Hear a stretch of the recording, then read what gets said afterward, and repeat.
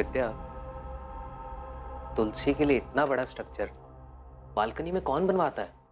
क्या मुकुंद, तुम हर दिन एक ही बात पकड़ के बैठ जाते हो यार। यार देखो तो सही, कितना अजीब लगता है ये। क्या अजीब? एक तुलसी तो है वहाँ। तुलसी थी जो कि पता नहीं कितने टाइम पहले सूख चुकी है, और एक छोटे से पौधे के लिए इतना बड़ा स्ट्रक्चर। हाँ तो बनवाया होगा। मुकुंद देखो, हम यहाँ रेंट पर रहते हैं तो इतना एडजस्ट तो करना ही पड़ेगा ना। अच्छा ठीक है, जब तुम अपना घर बनवाना तो वहाँ ऐसा कुछ मत बनवाना, ओके? यार मैं इसलिए बोल रहा हूँ क्योंकि देखो वो कितनी जगह घेर रहा है, तो कितना अजीब है सब कुछ। और वो पौधा ना जाने कितने टाइम पहले सूख चुका है। तो हम वहाँ नया पौधा लगवा देंगे। वैसे भी तुलसी का होना घर के लिए शुभ होता है, क्या बोलते हो?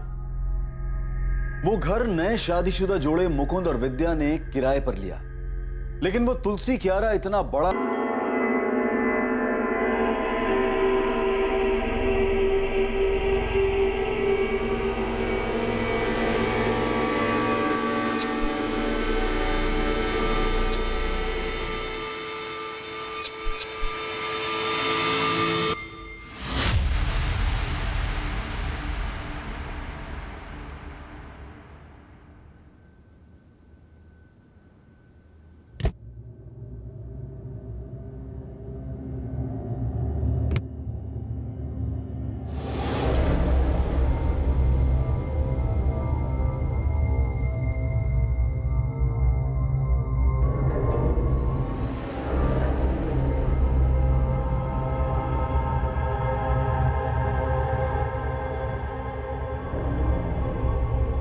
विद्या, विद्या, विद्या।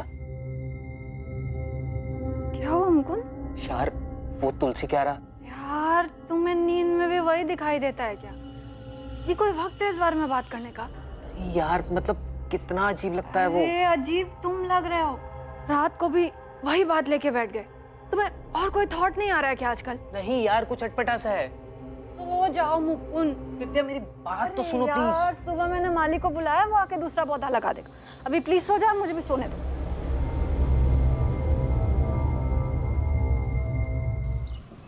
तुलसी का पौधा एक बच्चे की तरह होता है मैडम, बहुत ख्याल रखना पड़ता है।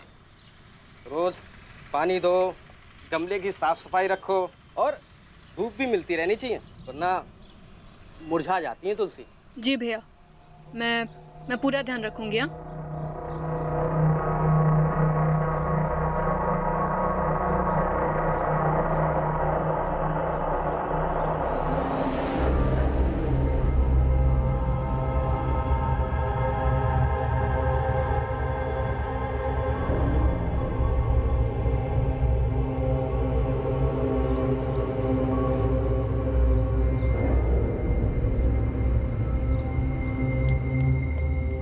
लीजिए मैडम, हो गया।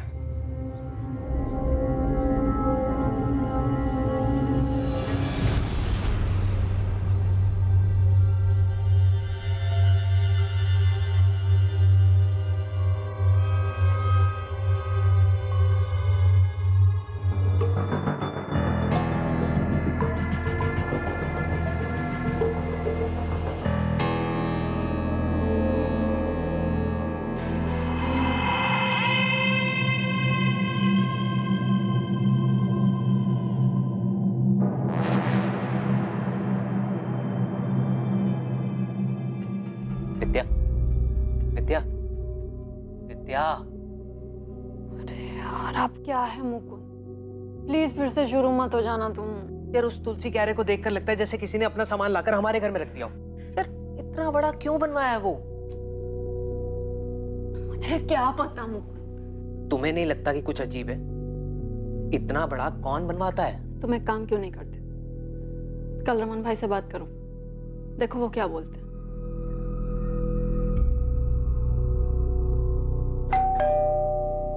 अरे क्या हुआ मुकुंद, अचानक से बुलाया, फोन पे भी कुछ बताया नहीं, कुछ प्रॉब्लम हुआ क्या? नहीं रमन भाई, कोई प्रॉब्लम नहीं है। आइए ना, अंदर आइए। रमन भाई घर बहुत अच्छा है, सब कुछ ठीक है यहाँ। हाँ। लेकिन वो बालकनी में। बालकनी में क्या हुआ? आप चलिए ना, मैं दिखाता हूँ आपको। चलो चलो चलो।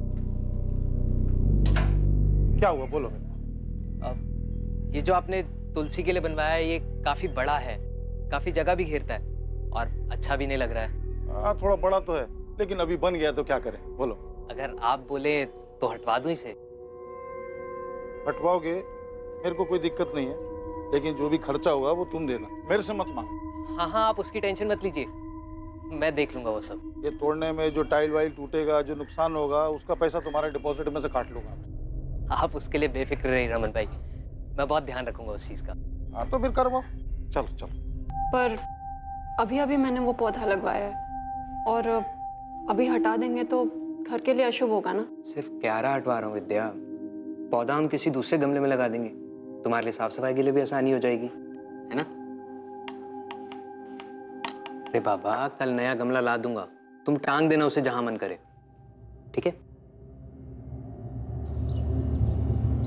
अच्छा सुन, एक काम करते हैं, पहले मिट्टी निकाल लेते हैं, उसके बाद क्यारा तोड़ते हैं। इससे हम लोगों का काम आसान हो जाएगा और ज़्यादा मेहनत भी नहीं पड़ेगी।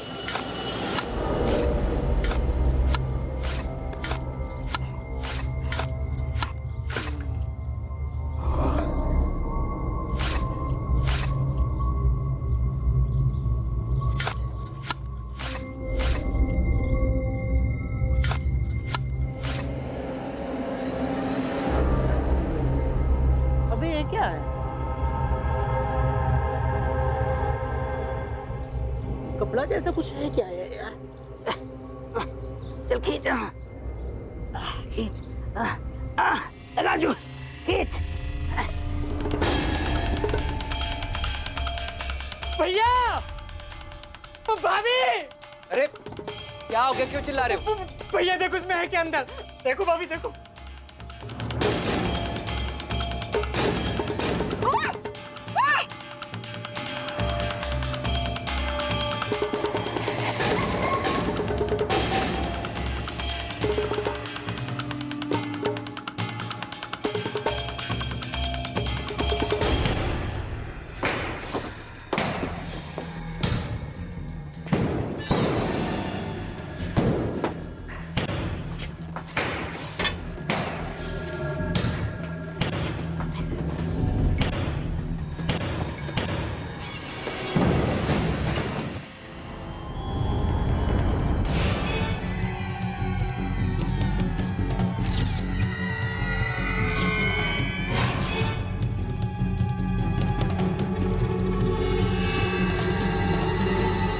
हमें बस 1 महीना ही हुआ है सर किराए पर ये फ्लैट लिए हुए। इतना बड़ा तुलसी का स्ट्रक्चर बालकनी में बहुत अजीब लगता था। मैंने मकान मालिक से बात की, उन्होंने तोड़ने की परमिशन दी। जब तोड़ने लगे तो उसमें से ये कंकाल निकला। मकान मालिक कौन है? नाम क्या उसका? रमन सरवैया नाम है सर। मैंने फोन किया है, वो आते ही होंगे। सर, है तो ह्यूमन स्केलेटन, लेकिन काफी बुरी हालत में। पेल्विक बोन्स तक टूट चुकी हैं। पता नहीं चल रहा है मेल है या फीमेल। स्केलेटन को फॉरेंसिक भेजो रीवा, देखते हैं उन्हें क्या मिलता है।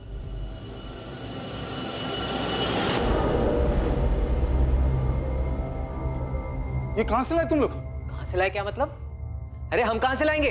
आपका घर है, आप जानो कहाँ से आया। मन रहते तो तुम होने, और तुमने जिद किया था वो तुलसी क्यारा तोड़ने के लिए। उससे पहले तो कुछ नहीं निकला यहाँ पे। कैसी बात कर रहे हो रमन भाई?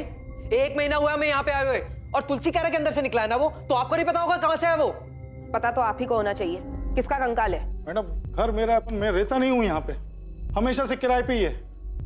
और अब तो किराए पे भी कोई नहीं लेगा, सब डर जाएंगे। कितना नुकसान हो गया मेरा। रमन जी, आपको इस बात का जरा सा भी अंदाजा है कि क्या हुआ यहाँ पे? हाँ, समझ रहे हैं आप इसका मतलब? आपके घर से मानव कंकाल मिला है। किराए की बात तो बहुत दूर रही, हम आपके इस घर को सील करने जा रहे हैं। और चुपचाप हमें यह बताइए, ये कंकाल किसका है और किसने दफनाया इसे यहाँ पे? रमन जी बोलिए, कहां से आया कंकाल? मुझे नहीं मालूम, 10 साल से किराए पे ही है। तो क्या 10 साल पहले दफनाया था इसको? हाँ, पता नहीं। तो फिर ये यहाँ आया कहाँ से? किसने दफनाया? तुलसी क्यारा आप ही ने बनवाया है ना, उसी में से निकला है। नहीं, हाँ, वो हितेश और धर्मेश ने बनवाया तुलसी क्यारा। हितेश, थोड़ा बारीक बारीक काटना। हाँ, नहीं तो करारे नहीं बनेंगे। देखना किसका फोन है। हेलो, तो धर्मेश मैम वो भी बात नहीं कर सकते, वो थोड़ा बिजी हैं। अच्छा, वैसे तुम्हें पता चला कि नहीं, धर्मेश की शादी फिक्स हो गई है। कौन है? आरती। मरवा के मानेगा यार। अच्छा ये लो, धर्मेश से बात करो। देखो कितना शर्मा रहा है, लड़की की फोटो भी नहीं दिखा रहा मेरे को। ये लो बात करो उससे, पूछना इससे कौन है। तो भजिया तन क्या आरती तुम भी मजाक कर रहे थे? दोनों मामा भांजे थे, लेकिन रहते एकदम दोस्त जैसे थे। करते क्या थे? वो कोई कंसल्टेंसी कंपनी में काम करते थे। ये तुलसी क्यारा किसने बनवाया था, मामा ने या भांजे ने? हितेश, मुझसे हितेश ने बोला था, भांजे ने। रमन भाई रेंट। हाँ। अच्छा वो रमन भाई, एक रिक्वेस्ट है। बोलो बोलो। हम लोग क्या सोच रहे थे कि वो बालकनी में एक तुलसी क्यारा बना लेते हैं। तुलसी क्यारा? जी। हाँ, एक छोटा गमला ले आओ ने, तुम्हारा काम भी हो जाएगा और सस्ते में हो जाएगा। बोलो। नहीं, वो गमला तो बहुत छोटा हो जाएगा ना, तो 2-3 महीने में सूख जाता है। तो फिर हम सोच रहे थे कि थोड़ा बड़ा बना लेते हैं। हाँ, तो कितना बड़ा? आइए आपको मैं दिखाता हूँ।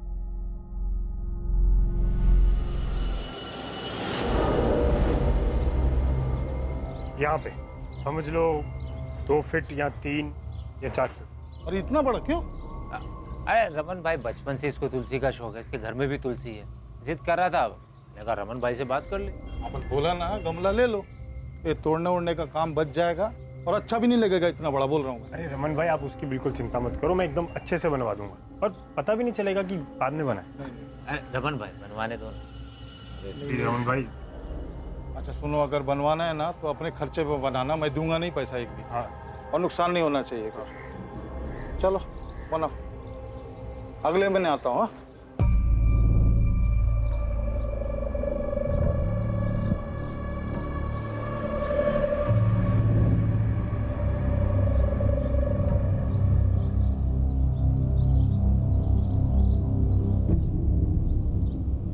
धर्मेश, कुछ गड़बड़ तो नहीं लग रहा ना? एकदम परफेक्ट, इससे काम हो जाना चाहिए। पक्का? मतलब ऐसा तो नहीं लगेगा ना ये बालकनी के साथ नहीं बनाया था? नहीं, सही हो गया। फिर भी एक बार चारों ओर से देख के बताओ ना, मतलब पक्का कुछ पता नहीं चल रहा है ना? देख, तो तू नहीं बताएगा ना, किसी को पता नहीं चलेगा। अब कहाँ हैं दोनों मामा भांजे? पता नहीं मैडम, बाद में पता चला कि दोनों गायब हैं। मतलब मिसिंग? कैसे और कब से गायब है? ये तो पता नहीं, लेकिन यहाँ से जाने के कुछ दिन बाद गायब हो गए। कहाँ गए किसी को मालूम नहीं।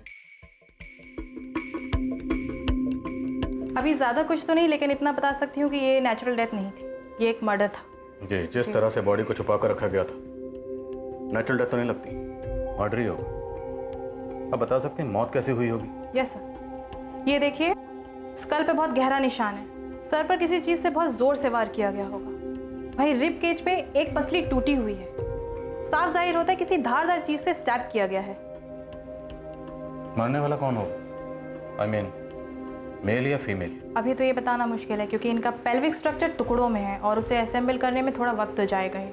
जेंडर कंफर्मेशन और उम्र पता लगाने के लिए हमें कुछ टेस्ट और करने होंगे। सबसे पहली चौंकाने वाली बात थी कि कंकाल घर के उस स्ट्रक्चर से मिला था जिसे तुलसी के पौधे के लिए बनाया गया था। दूसरी हैरान करने वाली बात यह कि जिस धर्मेश और हितेश ने इसे बनवाया था वो दोनों खुद ही लापता थे। और तीसरी बात यह कि ऐसा हत्या को छुपाने के लिए किया गया था। अभी तक ये पता नहीं चल पाया था कि वो कंकाल किसी महिला का था या फिर पुरुष का।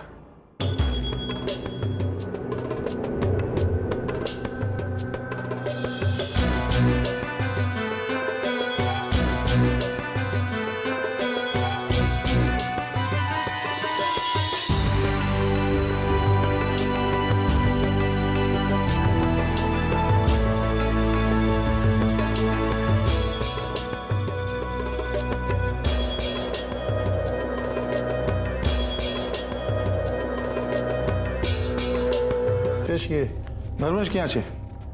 वो ऑफिस गया है ना। अच्छा रमन भाई, मैं क्या बोल रहा था कि जो हमारा एग्रीमेंट है ना वो अक्टूबर में खत्म हो रहा है। हाँ क्यों? नहीं बस वो हम लोग शिफ्ट करने की सोच रहे थे। ये अचानक से कोई प्रॉब्लम है? नहीं नहीं ऐसा कुछ नहीं है, बस हम लोग थोड़ा बड़ा घर देख रहे हैं अभी। सर अक्टूबर 2017 में जब एग्रीमेंट खत्म हुआ तो उन लोगों ने मकान खाली कर दिया। धर्मेश आया था चाबी देने के लिए। अरे धर्मेश, नमस्ते। नमस्ते, आओ अंदर आओ। अरे धर्मेश, इतनी सुबह सुबह? वो रमन भाई फ्लैट की चाबी देने। हाँ, लेकिन तुम लोग तो शाम को जाने वाले थे ना। हाँ बस अभी सुबह जाने का प्लान हुआ, सोचा जाना तो है ही, पूरा दिन आराम करने से अच्छा है अभी निकल लेते। हाँ, अभी आ गए हो तो चाय वाय कुछ पियोगे? नहीं रमन भाई, वो हितेश सामान की गाड़ी के साथ वेट कर रहा है। जा कहाँ रहे हो? अभी तो मैंने और रितेश ने मुंबई जाने का प्लान किया है, देखो क्या होता है। मुंबई सरस है, बहुत कुछ है वहाँ, कुछ ना कुछ हो ही जाता है। अच्छा चलता।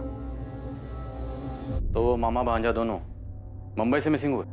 नहीं, ये तो पता नहीं सर, लेकिन खाली करने के 15 दिन बाद नवंबर 2017 में पार्क चौक पुलिस ने मुझे बुलाया था। अब मैं कैसे बताऊं कि हितेश धर्मेश किधर है? मेरे घर से तो 15 दिन पहले चले गए वो लोग। अब धर्मेश मेरे को बोला कि उसका और हितेश का मुंबई जाने का प्लान है। सर, उन दोनों में से किसी ने हमें कुछ भी नहीं बताया, इसीलिए तो हमने मिसिंग कंप्लेंट भी लिखवाई है। इतना धर्मेश ने मेरे को बताया उतना मैं बता दिया, बाकी मालूम नहीं। धर्मेश ने तुमसे और कुछ कहा था? वो लोग मुंबई में कहाँ जा रहे हैं, वहां जाके क्या करेंगे? सच पूछो तो इतना जोर दे के मैंने पूछा भी नहीं। सर, पिछले 15 दिन से दोनों में से किसी से कोई बात नहीं हो पाती। ना तो मेरे बेटे धर्मेश का फोन लगता है और ना ही मेरे नाती हितेश को। सर, मेरी भी हितेश भैया से 15 दिन पहले ही बात हुई थी और उस पर भी वो मैसेजेस से कांटेक्ट में थे। सर ये देखिए, लेकिन इसमें भी भैया ने कभी कहा नहीं कि वो मुंबई जा रही है। जब भी मैं पूछती तो बोलते वो सूरत में ही है। मेरा बेटा धर्मेश भी ऐसे ही कॉन्टेक्ट में था, मैसेज से, लेकिन 15 दिन पहले उसका मोबाइल भी स्विच ऑफ हो गया। रमन, ये सब कुछ तेरे घर से जाने के बाद ही हुआ है और सिर्फ तू है जो कह रहा है कि वो लोग बॉम्बे गए हैं। सच सच बता, कहाँ है वो दोनों? मुझे क्या मालूम धर्मेश ने मुझे ही मुंबई जाने के बारे में क्यों बोला। तो वैसे भी वो मेरे फ्लैट पे किराए पे रहता था, कोई मेरे साथ नहीं रहता था। अक्टूबर में उसका एग्रीमेंट खत्म हो गया तो वो लोग खाली कर दिया।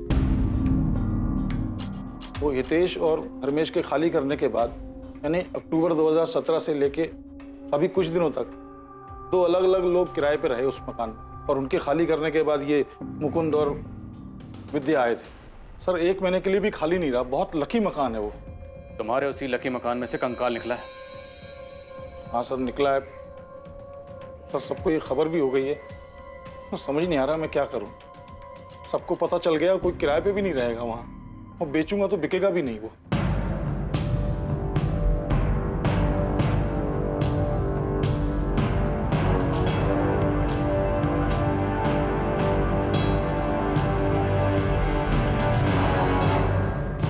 प्रॉपर्टी के दाम बढ़ने के साथ ही किराए पर रहने का चलन भी बहुत बढ़ा है, लेकिन क्या आप नए घर में जाने के पहले उस घर की बारीकी से जांच और पड़ताल करते हैं कि वहां पहले कोई अपराध या क्राइम तो नहीं हुआ? पूरा सूरत हैरान है कि ये कंकाल हमेशा से इस घर के अंदर एक तुलसी क्यारा में दबा हुआ उन दोनों किराएदारों की आंखों के सामने ही था, लेकिन उन्हें इस बात का बिल्कुल भी अंदाजा नहीं लग पाया था। तुलसी क्यारा यहाँ रहने वाले 2 पुराने किराएदारों ने बनवाया था, जो कि खुद भी अभी लापता है। पुलिस को इस मामले में अभी तक कोई भी सफलता हासिल नहीं हुई है और वो मामले की जांच में। रौनक, तुम्हें वो तुलसी क्यारा याद है ना? कैसे भूल सकता हूँ भाभी? यार मैं सोच रहा हूँ कहीं और काम देख लूँ यार। यहाँ तो रात रात भर सिर्फ गधा मजदूरी करवाते हैं और साला इतनी मेहनत के बाद सैलरी के नाम पर अकाउंट में सिर्फ चिल्लर ही आता। मेरे दोस्त मोहित को मेरे बाद जॉब लगी, 6 महीने में कार ले लिया उसने। बता रहा था उसके यहाँ कोई जूनियर मैनेजर की वैकेंसी है, ज्वाइन कर लूँ क्या? भाभी नहीं, ध्यान क्या तुम्हारा? कुछ नहीं रौनक, बस मैं यही सोच रही थी कि बालकनी में इतना बड़ा तुलसी क्यारा बनवाने की क्या जरूरत थी। हद है यार, मतलब मैं क्या पूछ रहा हूँ, तुम क्या बोल रही हो यार? इस हैरत अंगेज क्राइम की पल पल की खबर हम आप तक पहुंचाते रहेंगे, बने रहिए हमारे साथ। हितेश और धर्मेश के बाद जो किराएदार रहने के लिए आए थे, क्या नाम बताया उनका? वो रौनक और भाविनी सर। अभी कहाँ है? एड्रेस तो नहीं पता सर, लेकिन सूरत में ही है कहीं। फोन नंबर तो होगा? जी। धर्मेश और हितेश को अब ढूंढना मुश्किल होगा शायद। हम लोग हर जगह देख चुके, मुंबई पुलिस की भी मदद ली थी, इनके फोटोज और डिटेल्स वहां भी भिजवाए, लेकिन कुछ निकला नहीं। तो क्या केस वैसे ही रह गया? और कर भी क्या सकते, किसी करीबी को कोई अंदाजा नहीं और दोनों की फैमिलीज को कुछ भी नहीं पता।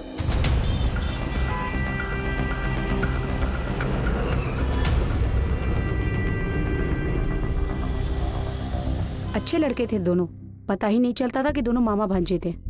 उम्र में कुछ ज्यादा फर्क नहीं था, पर दोनों का स्वभाव बहुत ही अच्छा था। कोई गर्लफ्रेंड वर्लफ्रेंड थी उनकी?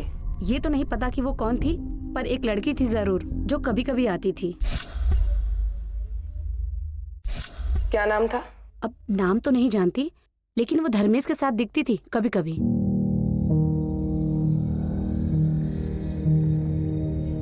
लता बहन, कैसे आप? मजा मा धर्मेश, तू कैसा है? एकदम अच्छा। चलो मिलते हैं बाद में। और हाँ, कभी कभी हितेश भी होता था उसके साथ। तो होता ही नहीं है। क्या हो गया लता बहन? आपकी तबीयत कुछ ठीक नहीं लग रही। और डॉक्टर के पास जा रही हूँ बेटा, थोड़ी तबीयत खराब है। दोनों के साथ रहती थी? गर्लफ्रेंड थी या कुछ और? अब मुझे क्या मालूम मैडम, जो देखा था वो बता दिया। एक लड़की 2 बंदों के साथ आती जाती थी, वो भी किसी भी टाइम पर। सोसाइटी वालों ने कभी ऑब्जेक्ट नहीं किया? और रमन भाई को इस बारे में पता था?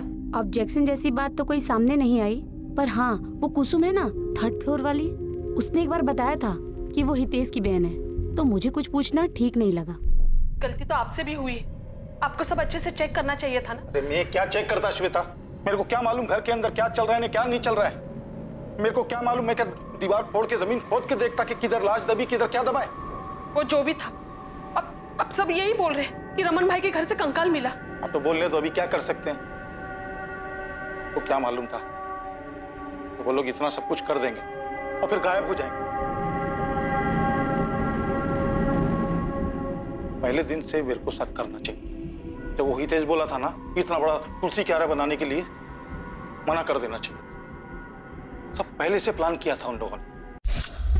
जब तक तू नहीं बताएगा ना, किसी को पता नहीं चलेगा। धर्मेश और हितेश के ऑफिस गए थे आप लोग, वहां से कुछ पता चला क्या? जी, हम लोग दोनों के ऑफिस गए थे पता करने। ये धर्मेश एक कंसल्टेंसी फर्म में काम करता था। वहां उसके कलीग से बात करने के बाद मुझे लगा कि कुछ तो अटपटा है। जी हाँ, धर्मेश हमारे ही ऑफिस में काम करता था। अब काम में भी ठीक ठाक ही था, लेकिन एक दिन अचानक बोला कि वो ऑफिस छोड़ के जा रहा है। कब की बात है? जी शायद अगस्त 2017 की। ये क्या है? मेरा रेजिग्नेशन लेटर सर, मैं कल से नहीं आ पाऊँ। क्या कल से? अरे भाई अचानक ऐसा क्या हो गया कि तुम रेजिग्नेशन लेटर दे रहे हो? सर मैं सारी लाइफ ये नहीं करना चाहता। अच्छा, ताजमहल बनाना चाहते हो क्या? अरे भाई ऑफिस में एडवांस में कुछ नोटिस देने का होता है कि नहीं? मैं यहाँ एक भी दिन नहीं रह पाऊंगा सर, कुछ करना चाहता हूँ। और नोटिस न देने के लिए सर जो भी चार्जेज हैं वो मेरी सैलरी में से काट लें। मैं कंटिन्यू नहीं कर पाऊंगा सर। रिजाइन करने के कुछ दिन पहले से ही बड़ा अजीब सा बिहेव कर रहा। अजीब सा बिहेव कर रहा? क्या मतलब? उखड़ा उखड़ा सा रहता था, जैसे कोई परेशानी हो। ऐसा लगता था कि वो अपने काम से पूरी तरह ऊब चुका है।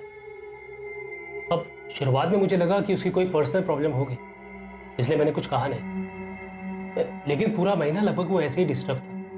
अब उसके इस बर्ताव का असर उसके काम पे पड़ रहा था, इसलिए मैंने उसे डांटा भी।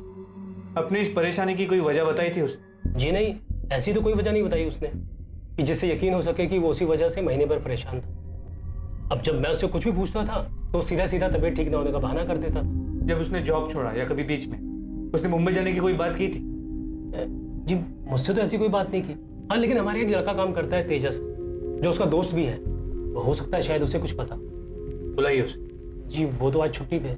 मुझे तेजस का नंबर और एड्रेस चाहिए। इन सभी बातों को देखने के बाद लगा कि सब कुछ सोच समझ के तय किया गया था। अगस्त 2017 में धर्मेश ने अपनी जॉब छोड़ी। उसी के आसपास हितेश ने रमन को बताया कि वो लोग 2 महीने बाद उसका फ्लैट खाली कर दें, और अक्टूबर 2017 में उन्होंने उसका फ्लैट खाली किया। तो दोनों एक साथ छू मंतर हो गए। हमने उन्हें हर जगह ढूंढा, लेकिन सिर्फ उस किराए के फ्लैट में नहीं गए। कोई मतलब ही नहीं था वहां जाकर, किराएदार बदल चुके थे। हमारे लिए सिर्फ वो अब एक मिसिंग कंप्लेंट था, किसी बड़े क्राइम की भनक तक नहीं लेता। पर कोई सोच भी कैसे सकता है कि घर के अंदर बने तुलसी क्यारा के अंदर कोई लाश दबा के रख सकता है? शायद ये सब कुछ पहले से फिक्स था, इसीलिए वो तुलसी स्ट्रक्चर बनवाया गया और उसके अंदर लाश डाली गई। फिर कुछ दिन रुक कर देखा, और जब यकीन हो गया कि सब कुछ ठीक है तो निकल गए वहां से।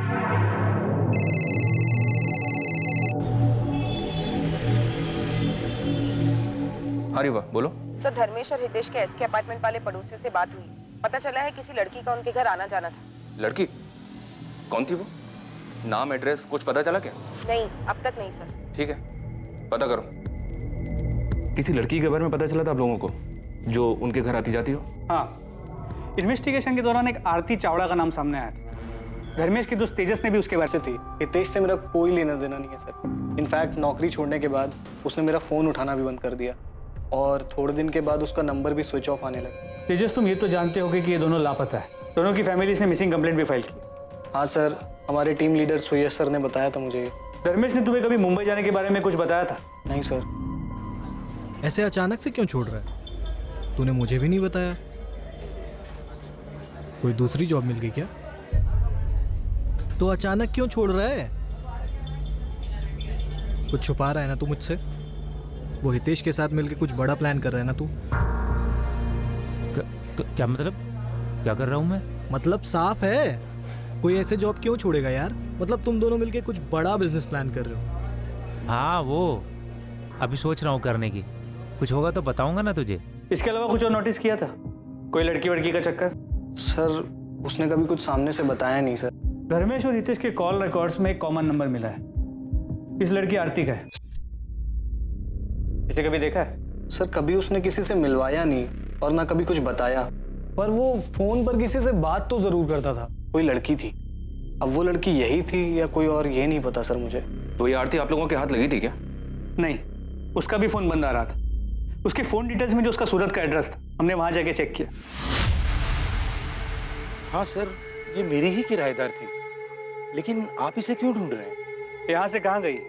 इसकी डिटेल्स होंगी ना, रेंट एग्रीमेंट तो हो गई। यहाँ से कहाँ गई ये तो पता नहीं सर, लेकिन फरवरी में वो यहाँ से चली गई थी और उसके बाद नया किराएदार आ गया तो मैंने भी एग्रीमेंट फेंक दिया। एग्रीमेंट फेंक दिया? तो क्या करता सर, यहाँ तो किराएदार आते जाते रहते हैं और एक बार किराएदार यहाँ से चला जाए तो फिर। अपने किराएदारों के डिटेल्स आप किसी बुक में तो लिख के रखते होंगे ना? यहाँ से जाने के बाद या आने से पहले किसी ने कोई कांड किया तो? नहीं सर, अब क्या पता था कि किराएदार के एक बार जाने के बाद फिर उसे दोबारा कांटेक्ट करना पड़ेगा। लेकिन सर मैं अपने यहाँ सिर्फ शरीफों को ही कमरा किराए पर देता हूँ। शक्ल देखकर बता सकते हो कौन कांड करेगा कौन नहीं?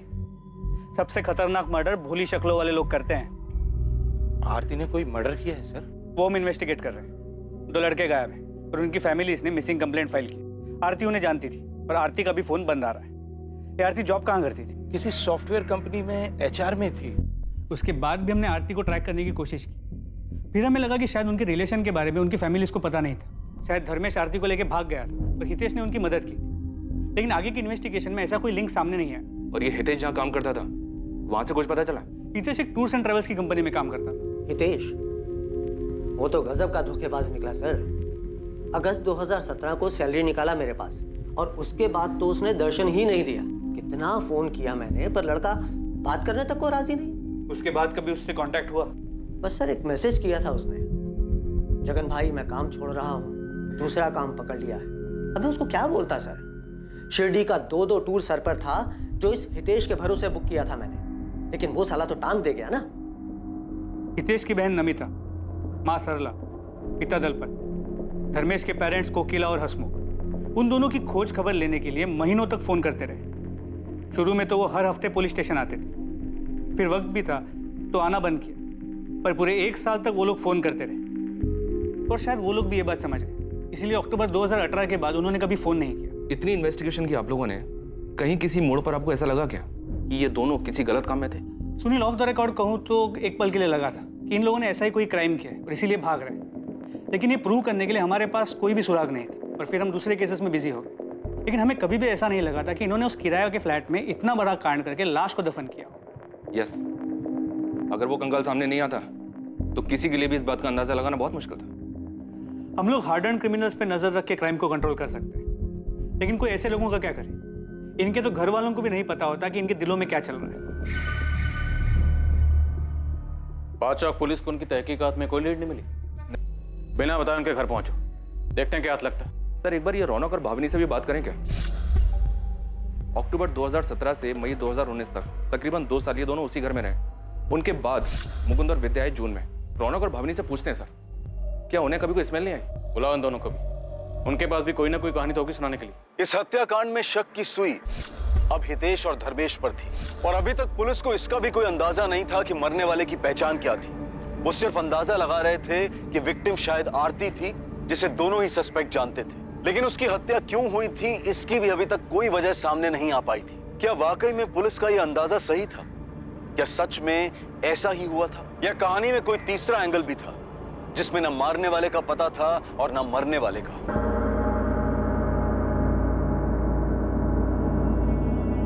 पुलिस की एक टीम हितेश और धर्मेश की फैमिली को ढूंढते हुए गुजरात के एक छोटे से शहर वापी पहुंचती है, जहां हितेश और धर्मेश की फैमिली रहती थी। दूसरी तरफ सूरत पुलिस ने रमन के पुराने किराएदार रौनक और भाविनी को पूछताछ के लिए थाने बुलाया, जो कि उस घर में धर्मेश और हितेश के जाने के बाद रहने आए थे। रमन सरवैया का 12 SK अपार्टमेंट्स वाला किराए का वो फ्लैट सील कर दिया गया। रमन सरवैया डर और फिक्र में परेशान हो रहा था, क्योंकि उसका घर अब क्राइम सीन बन गया था। इसके साथ ही फॉरेंसिक ये पता करने में लगी हुई थी कि मरने वाला आदमी था या औरत, और ये मर्डर कितने वक्त पहले हुआ होगा। तुम लोगों ने कुछ नहीं किया तो फिर डर क्यों रहे हो? कैसे नहीं डरे सर, 2 साल रहे हम उस घर में। जब से कंकाल के मिलने की बात पता चली है, रातों की नींद गायब हो गई सर हमारी। सर हमने किसी से कहा नहीं, लेकिन वो 2 साल बहुत मुश्किलों भरे थे, इसलिए घर चेंज किया। अब समझ आ रहा है वो दिन इतने मुश्किलों भरे क्यों थे, क्योंकि सर वो घर ही मानूस था। हम तो हमारे नए फ्लैट ओनर से पिछले किराएदार के बारे में 4 बार बात कर चुके हैं। रौनक, मैं समझ सकता हूँ कि तुम लोग किस डर से गुजर रहे थे, पर क्या आप लोगों को वाकई कोई स्मेल नहीं आई? या पता नहीं था कि किस चीज की स्मेल है, इसलिए इग्नोर किया? सच में सर, वहाँ कोई स्मेल नहीं थी। लेकिन वो तुलसी क्यारा देखकर बड़ा अजीब सा लगता था। इतना बड़ा तुलसी क्यारा बनवाया क्यों था? हमने सोचा कि रमन भाई से बात करें, लेकिन हम कुछ नहीं बोले। अगर वो बुरा मान जाते तो हमें अगले दिन घर खाली करवा देते। वो तुलसी क्यारा रमन भाई ने बनवाया था? घर उनका था, इसीलिए हमें लगता है उन्हीं ने बनवाया।